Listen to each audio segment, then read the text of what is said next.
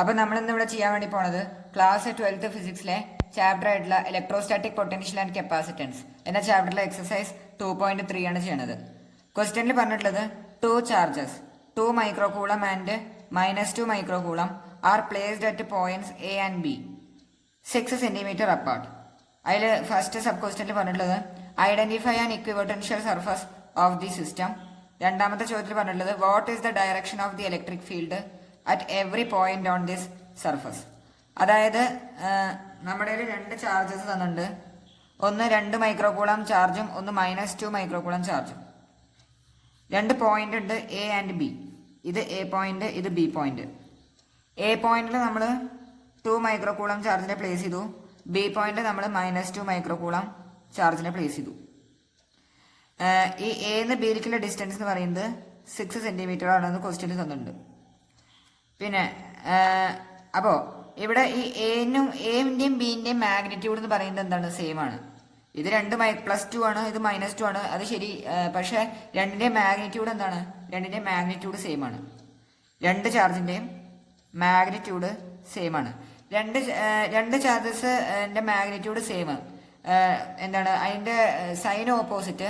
അവരെ നമ്മൾ ഒരു സ്മോൾ ഡിസ്റ്റൻസ് ദൂരെ സെപ്പറേറ്റ് ചെയ്ത് കഴിഞ്ഞാൽ അതിനെയാണ് നമ്മൾ എന്ത് വിളിക്കുക? ഡൈപോൾ എന്ന് പറയും. അല്ലേ, ഡൈപോൾ. എന്താണ് dipole? 2 equal and opposite charges separated by distance. അല്ലേ, ഒന്ന് മാഗ്നിറ്റ്യൂഡ് വൈസ് രണ്ടും സെയിം ആണ്, പക്ഷേ സൈൻ വൈസ് ഡിഫറെൻ്റ് ആണ്. ഒന്ന് പോസിറ്റീവ് ചാർജ്, ഒന്ന് നെഗറ്റീവ് ചാർജ്. രണ്ടിൻ്റെയും മാഗ്നിറ്റ്യൂഡ് സെയിം ആണ്. അവരെ നമ്മൾ ഒരു ചെറിയൊരു ഡിസ്റ്റൻസ് ദൂരെ സെപ്പറേറ്റ് ചെയ്ത് കഴിഞ്ഞാൽ അതിനെ നമ്മൾ എന്താ വിളിക്കുക? ഡൈപോൾ എന്നാണ് പറയുക.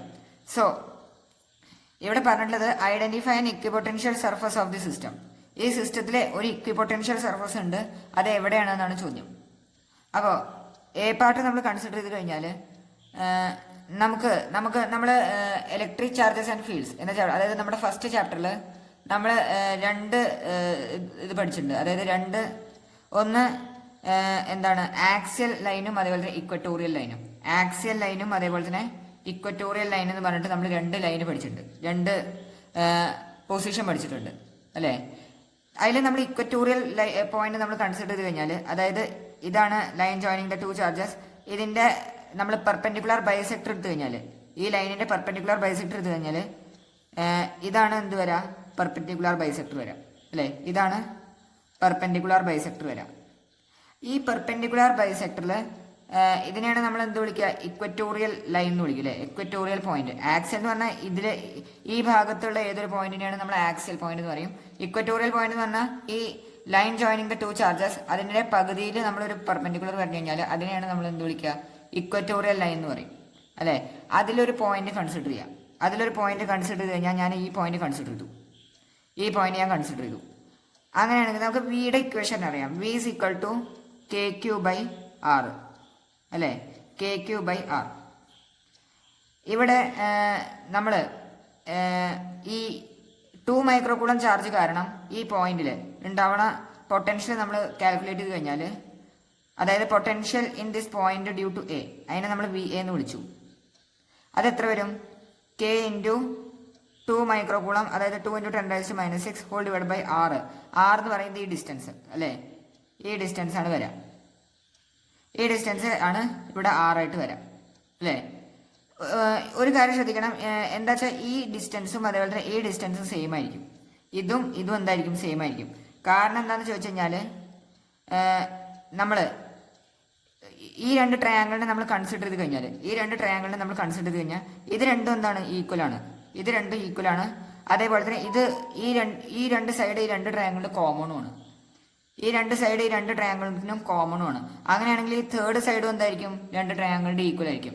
2 സൈഡ് സെയിം ആണെങ്കിൽ, 2 സൈഡും ഈക്വൽ ലെങ്ത് ആണെങ്കിൽ, 2 ട്രയാങ്കിൾ രണ്ടും ഈക്വൽ ആണെങ്കിൽ third side will also be equal. അല്ലേ, തേർഡ് സൈഡും എന്തായിരിക്കും? ഈക്വൽ ആയിരിക്കും ഉണ്ടാവുക. പിന്നെ ഇത് 90 ഡിഗ്രി അല്ലേ, 2 സൈഡും ഒരു ആംഗിളും അതിൻ്റെ ഇടയിലുള്ള ആംഗിളും ഈക്വൽ ആണെങ്കിൽ third side will also be equal. 2 സൈഡും ഇടയിലുള്ള ആംഗിളും ഈക്വൽ ആണെങ്കിൽ third side will also be equal. അത് കാരണം ഇതും എന്തായിരിക്കും? ഈക്വൽ ആയിരിക്കും ഉണ്ടാവുക. ഇതും ഈക്വൽ ആയിരിക്കും ഉണ്ടാവുക.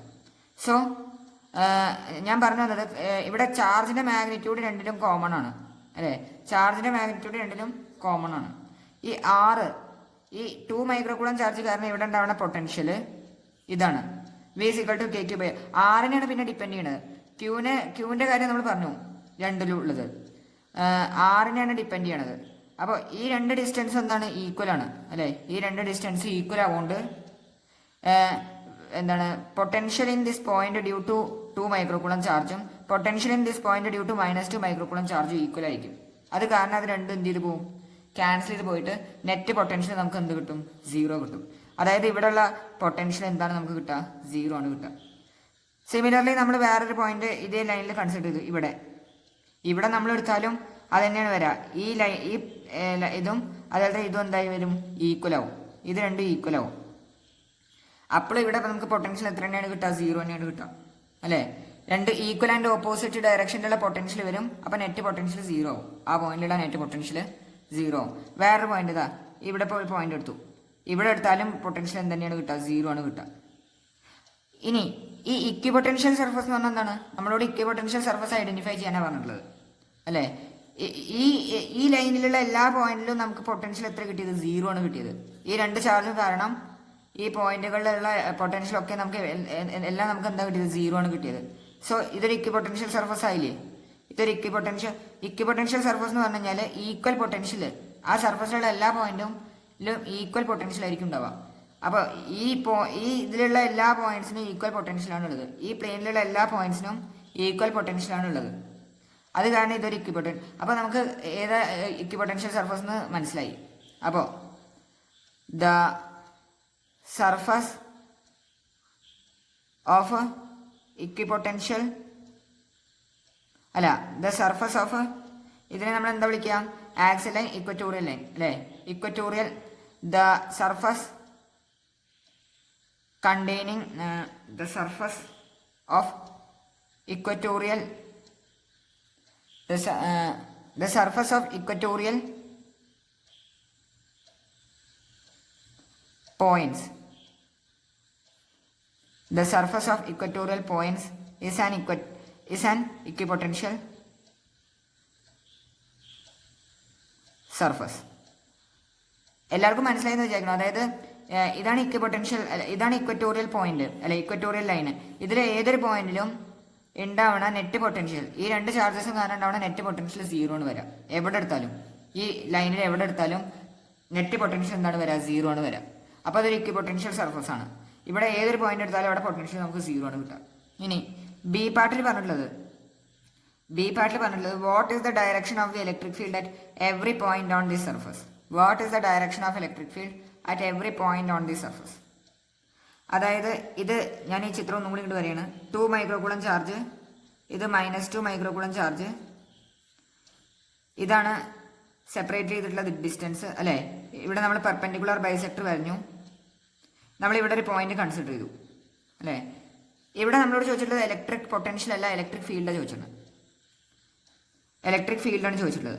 ഈ 2 മൈക്രോകൂളം ചാർജ് കാരണം ഉണ്ടാവുന്ന ഇലക്ട്രിക് ഫീൽഡ്, ഇത് പോസിറ്റീവ് ചാർജ് ആണല്ലോ. പോസിറ്റീവ് ചാർജ് കാരണം ഉണ്ടാവുന്ന ഇലക്ട്രിക് ഫീൽഡ് എപ്പോഴും away from the positive charge ആയിരിക്കും. അതായത് ഈ ഡയറക്ഷനിലാണ് ഉണ്ടാവുക. ഇത് എ, ഇത് ബി. സോ ഇതാണ് ഇ എ അല്ലേ? ഇ എ ഇതാണ് വരാം. ഇ ബി ഇത് നെഗറ്റീവ് ചാർജ് ആണല്ലോ. നെഗറ്റീവ് ചാർജ് കാരണം ഈ പോയിന്റിൽ ഉണ്ടാവുന്ന electric field towards the negative charge ആണ് ഉണ്ടാവുക, ഇ ബി. ഇ എ ഈ ഡയറക്ഷനിൽ, ഇ ബി ഈ ഡയറക്ഷനിൽ. സോ ഇത് കാരണം ഉണ്ടാവുന്ന നെറ്റ് ഇലക്ട്രിക് ഫീൽഡ് ഏത് ഡയറക്ഷനിൽ ഉണ്ടാവുക, ഇതിൻ്റെ രണ്ടിൻ്റെയും ഇങ്ങനെയാണ്. പിന്നെ E A E B magnitude wise same ആയിരിക്കും. ഇ എ ഇ ബിയും മാഗ്നിറ്റ്യൂഡ് വൈസ് എന്തായിരിക്കും, ഈക്വൽ ആയിരിക്കും ഉണ്ടാവുക. സോ ഇവരുടെ രണ്ടിൻ്റെ റിസൾട്ടൻ്റ് ഉണ്ടാവുക ഇതിൻ്റെ എന്താണ് ഒത്ത നടുകൂടെ എങ്ങനെയാണ് പോവുക. ഇതാണ് എന്തുവാ കിട്ടുക, നെറ്റ് ഇലക്ട്രിക് ഫീൽഡ് വരിക. ഈ നെറ്റ് ഇലക്ട്രിക് ഫീൽഡ് നമ്മുടെ ഇക്വിപൊട്ടൻഷ്യൽ സർഫസിന് പെർപെൻഡിക്കുലർ ആയിരിക്കും ഉണ്ടാവുക. അപ്പോൾ എന്താണ് direction of net electric field എന്നാണ് ചോദ്യം. അപ്പോൾ എന്താണ് answer, the net electric field at any point will be perpendicular to